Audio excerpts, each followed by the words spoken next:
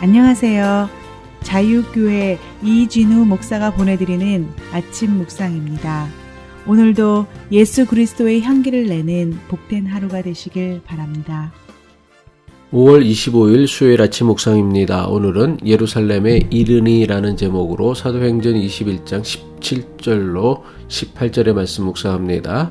예루살렘에 이르니 형제들이 우리를 기꺼이 영접하거늘 그 이튿날 바울이 우리와 함께 야고보에게로 들어가니 장로들도 다 있더라. 오늘도 주님의 인도하심을 따라 그리스도인으로 살아가시는 복된 하루 되시길 바라며 수요일 아침 묵상 시작합니다. 바울과 일행은 오랜 여행 끝에 마침내 예루살렘에 도착하게 되었습니다. 바울은 예루살렘에서 결박과 환란이 기다린다는 성령의 계시를 여러 번 받았습니다. 하지만 결박과 환란이 기다린다는 성령의 계시를 자신을 예루살렘으로 부르시는 주님의 음성으로 믿었습니다.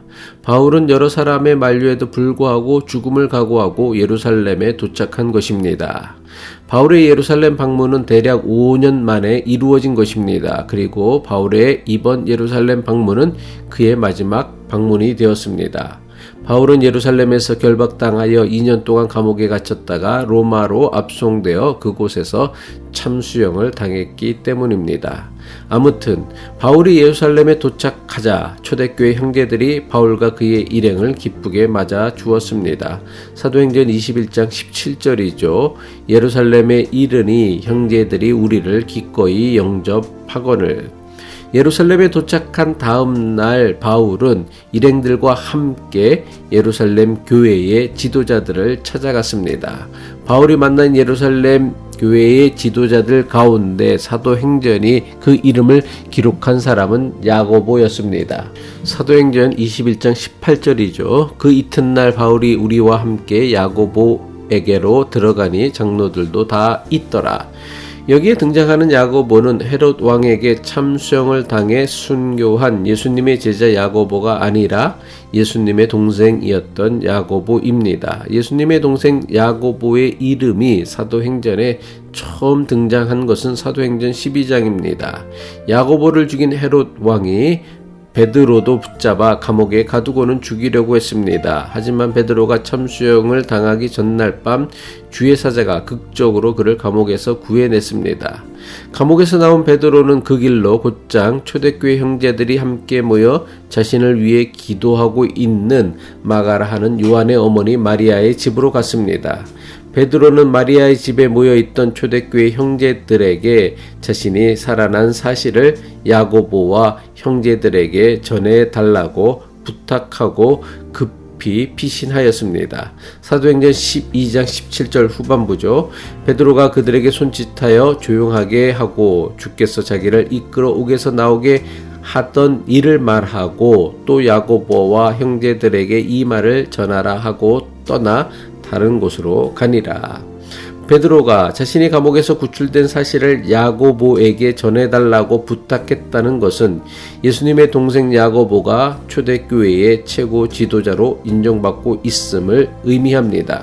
예수님의 동생 야고보의 이름이 사도행전에서 두 번째로 등장한 것은 사도행전 15장입니다. 사도행전 15장은 기독교 역사상 최초의 종교회의라고 불리는 예루살렘 공의회에 대해 기록하고 있는 말씀입니다. 기독교 최초의 종교회의인 예루살렘 공의회가 열리게 된 이유는 이방인 그리스도인에 대한 할례 문제였습니다.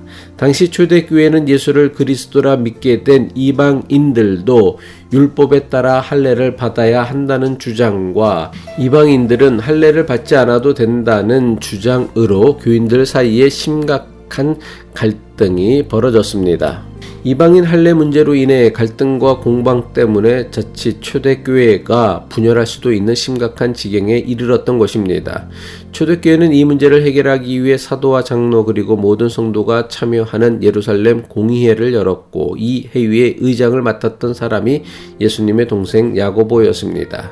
예수님의 동생 야고보는 예루살렘 공의회를 통해 이방인 그리스도인들은 할례를 받을 필요가 없다고 최종 결정을 내렸습니다. 구약 성경을 정확하게 인용하며 이방인 그리스도인들에게 할례가 필요 없음을 설명한 야고보의 최종 결정에 아무도 이의를 제기하지 못했습니다. 이처럼 예수님의 동생 야고보는 초대교회 모든 믿음의 형제들로부터 존경을 받았던 최고 지도자였습니다. 초대교회의 최고 지도자였던 야고보는 예루살렘의 초대 감독이었으며 신약성경 야고보서의 저자이기도 합니다. 물론 예수님의 동생 야고보는 예수님의 12제자에 포함되지 않았기에 초대교회에서 사도로 불리지는 않았습니다.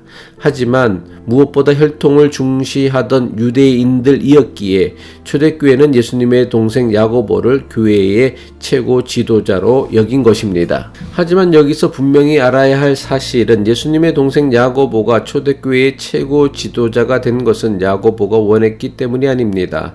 야고보는 예수님과의 혈연 관계를 내세워 초대교회의 최고 지도자 자리를 차지할 수도 있었을 것입니다.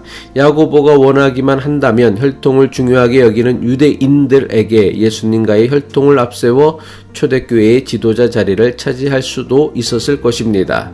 만약 야고보가 그렇게 했다면 그는 교회를 섬기는 지도자가 아니라 교회를 지배하고 군림하는 자가 되었을 것입니다. 하지만 예수님의 동생 야고보는 교회를 지배하고 군림하는 자가 아니라 예수님처럼 가장 낮은 자의 마음으로 교회를 섬겼던 지도자였습니다. 낮은 자의 마음과 자세로 교회를 섬겼던 야고보의 심정을 가장 잘 확인할 수 있는 것이 바로 그가 남긴 야고보서입니다. 그가 초대교회 성도들에게 보낸 편지 야고보서를 보면 그가 얼마나 낮은 자의 마음과 자세로 교회와 성도들을 섬기고 있는지를 잘 알 수 있습니다.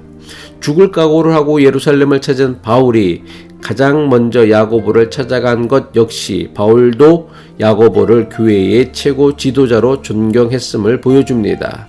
예루살렘 교회에는 공식적으로 최고 지도자의 자리가 있었던 것은 아닙니다. 사도와 믿음의 형제들이 자발적으로 야고보를 교회의 최고 지도자로 존중했던 것입니다.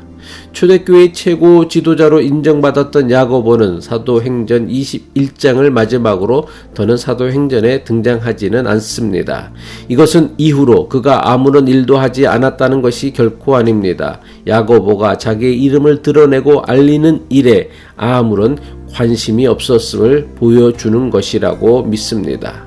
주님께서 우리에게 주어진 자리와 직책이 무엇이든 그것이 자기 자신을 드러내고 자랑하는 수단으로 삼는 것은 주님의 영광을 가리는 일이 됩니다. 내 이름이 높아질수록 주님의 영광이 가리워지며 내 이름이 가리워질수록 주님의 영광이 높아진다는 것을 늘 마음에 품고 신앙생활 할 수 있어야 할 것입니다. 기도하겠습니다. 하나님을 믿고 교회를 섬기는 우리의 신앙생활이 나를 드러내고 자랑하는 수단이나 도구가 아니라 오직 하나님의 영광과 예수 그리스도의 은혜만을 드러내고 자랑하는 신앙생활이 되게 하옵소서. 예수 그리스도의 이름으로 기도합니다.